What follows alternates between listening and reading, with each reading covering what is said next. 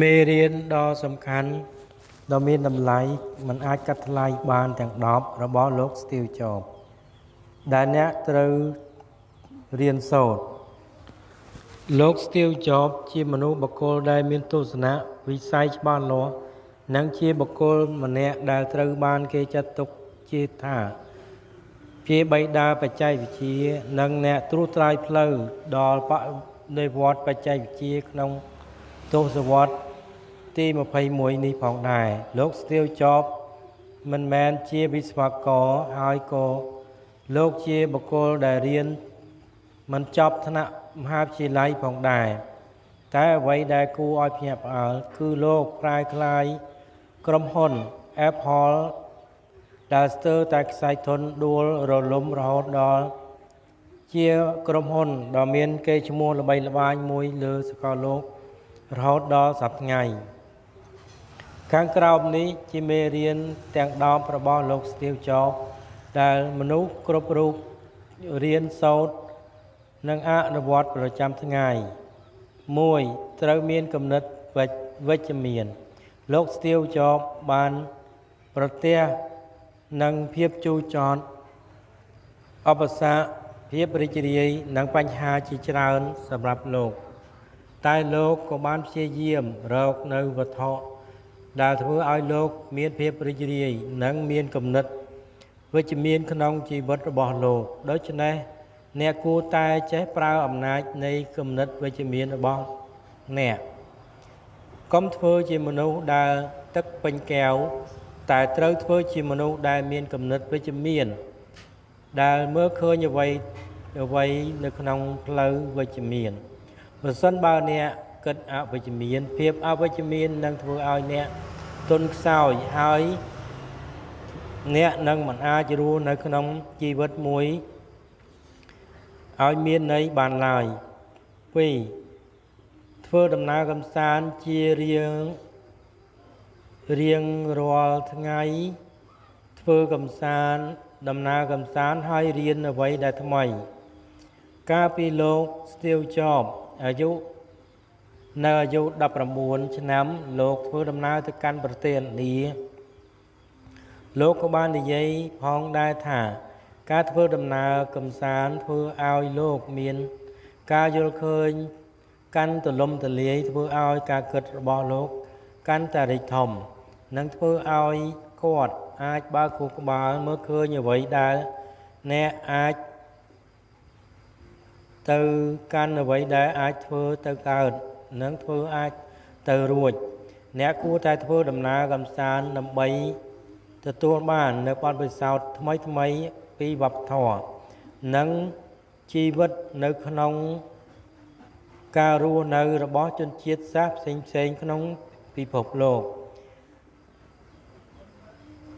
អ្នកមិនត្រឹមតែទទួលបានបទពិសោធន៍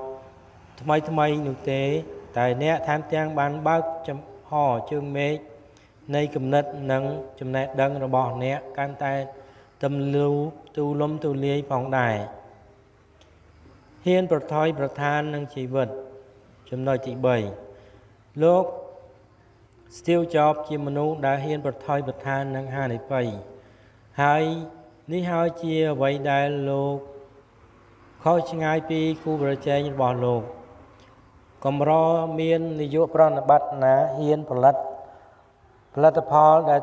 ដែលធ្វើឲ្យការលក់របស់លោក Steve Jobs ធ្លាក់ចុះប៉ុន្តែលោក Steve Jobs ហ៊ានប្រថុយប្រឋាននឹងហានិភ័យក្នុងការផលិត iPhone ខណៈពេលដែល iPad iPod និងផលិតផលផ្សេងទៀតលក់ដាច់ជាងគេនៅក្នុងក្រុមហ៊ុន Apple iPhone អាចនឹងទាញទម្លាក់ការលក់របស់ iPod ប៉ុន្តែ iPhone បានរកចំណូលច្រើនសន្ធឹកសន្ធាប់តាមរយៈការក្តោបទីផ្សារ Smartphone ជាច្រើនផ្សេងទៀតដើម្បីបានឈានទៅដល់ចំណុចនេះអ្នកត្រូវតែហ៊ានប្រថុយប្រឈមនឹងហានិភ័យប៉ុន្តែអ្នកត្រូវប្រកាសថាហានិភ័យនេះមានការគ្រោងទុកយ៉ាងប្រុងប្រយ័ត្នជាមុនរួចហើយ 4. ភាពវៃឆ្លាតលោកស្ទៀវចប់តែងតែនៅក្បែរមនុស្សពូកែពូកែលោកបានជួលលោកវ៉ូស៊ីអេកដោយសារតែលោកវ៉ូស៊ីអេកពូកែផ្នែកដំឡើងកុំព្យូទ័រហើយមានមនុស្សពូកែមួយចំនួនទៀតដូចជាលោក John Lasseter និងលោក Tim Cook ដែលបានធ្វើការជាមួយលោក Steve Jobs អ្នកទាំងនេះហើយបានជួយលោក Steve Jobs សម្រេចបាននៅជោគជ័យដ៏អស្ចារ្យធ្វើឲ្យក្រុមហ៊ុន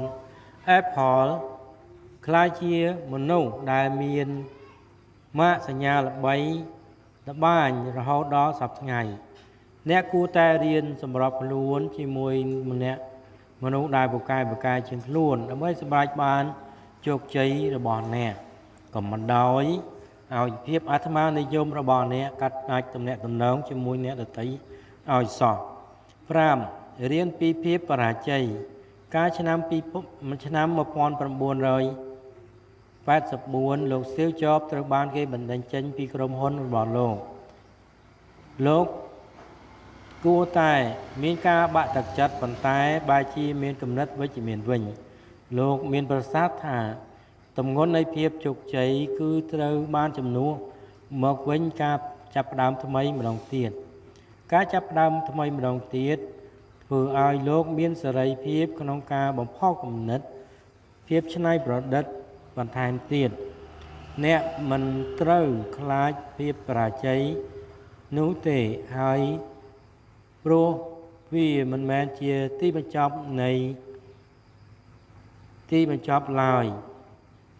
អ្នកគួរតែយកភាពបរាជ័យធ្វើជាឱកាសក្នុងការអភិវឌ្ឍខ្លួនទៅល្អ 6. ធ្វើអ្វីដែលអ្នកស្រឡាញ់ពិតលោក Steve Jobs មានប្រសាសន៍ថាអ្វីដែលគួរធ្វើបន្តទៅមុខទោះជួបបញ្ហាឬឧបសគ្គយ៉ាងណាក៏ដោយលោកធ្វើអ្វីដែលលោកស្រឡាញ់និងធ្វើវាអស់ពីចិត្តប្រសិនបើអ្នកធ្វើអ្វីដែលមានសេចក្តីស្រឡាញ់អ្នកនឹងធ្វើកិច្ចការនោះជាមួយចំណង់ដ៏ពុះកញ្ជ្រោលដោយមិនមានភាពនឿយហត់ 7. រៀនពីមនុស្សជុំវិញខ្លួនលោក Steve Jobs មានអាយុ21ឆ្នាំលោកបានធ្វើការជាមួយក្រុមហ៊ុន HP និងក្រុមហ៊ុន Atari ហើយលោកធ្វើការផងរៀនផងពីបទពិសោធន៍ក្រុមហ៊ុនផងថាតើក្រុមហ៊ុននេះកំពុងធ្វើអ្វីបន្ទាប់មកលោកអនុវត្តយុទ្ធសាស្ត្រនោះមកអនុវត្តក្នុងក្រុមហ៊ុន Apple អ្នកត្រូវតែរៀនពីអ្នកដទៃប្រសិនបើអ្នកនៅតែមើលមិនឃើញលទ្ធផលខណៈកំពុងតែធ្វើការសម្រេចគោលបំណងរបស់អ្នកនោះទេអ្នកត្រូវតែហ៊ានសុំដំបូន្មានពីអ្នកដ៏មានជំនាញក្នុងវិស័យនោះជួនកាលដំបូន្មានបន្តិចបន្តួចអាចជួយឲ្យអ្នកសម្រេចបានភាពជោគជ័យផងដែរ 8. មិនមែនល្បឿនលឿនក្នុងការចាប់ផ្ដើមនោះទេមានន័យថាការចាប់ផ្ដើមដំបូងវាមានល្បឿនមានការចាប់ផ្ដើមនៅពេលដែលលោក Steve Jobs នៅអាយុវ័យនៅឡើយលោកចូលធ្វើការនៅក្រុមហ៊ុន HP និងក្រុមហ៊ុន Atari នៅក្នុងអាយុ20ឆ្នាំជាងសហគ្រិនវ័យក្មេង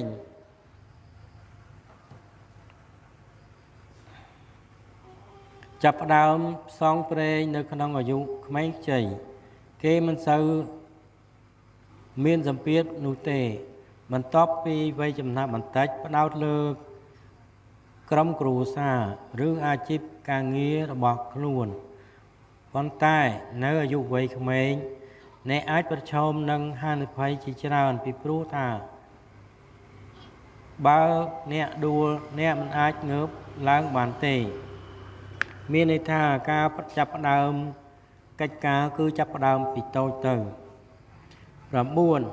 ឧបសគ្គជាឱកាសលោក Steve Jobs និងលោក Wozniak ជាស្ថាបនិកក្រុមហ៊ុន Apple នៅក្នុងពេលដែលលោកទាំងពីរអភិវឌ្ឍកុំព្យូទ័រ Apple លោកមានការខ្វះខាតលុយជាខ្លាំងលោកធ្វើការលះបង់ស្ទើរតែលះបង់ក្តីសង្ឃឹមដើម្បីបង្កើតនៅកុំព្យូទ័រមួយក្នុងក្តីសម័យ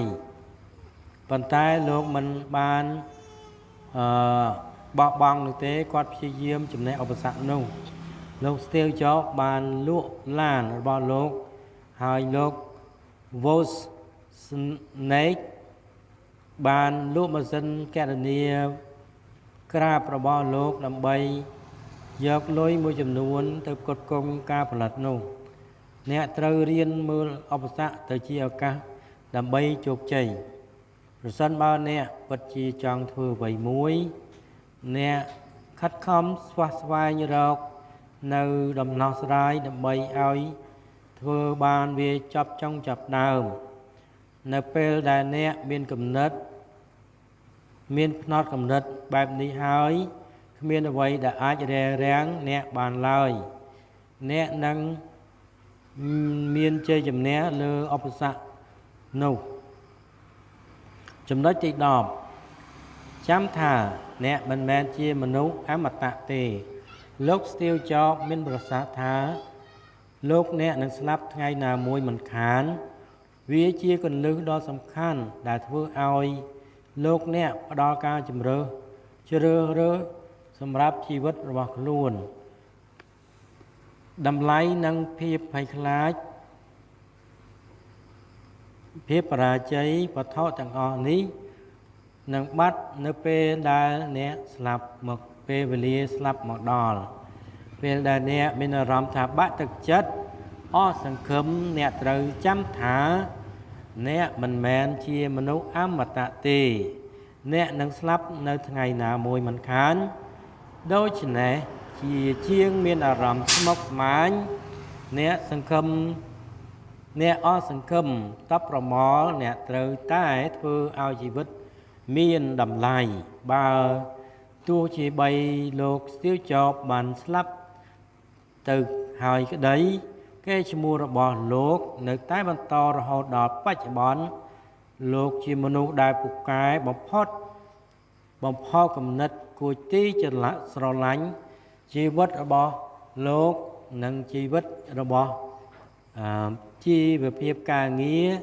និងជីវិតឯកជនពិតជាគួរឲ្យសរសើរ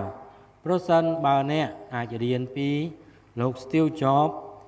លោកអ្នកប្រកាសជាសម្រេចបានភាពជោគជ័យយ៉ាងត្រចះត្រចង់សូមអរគុណ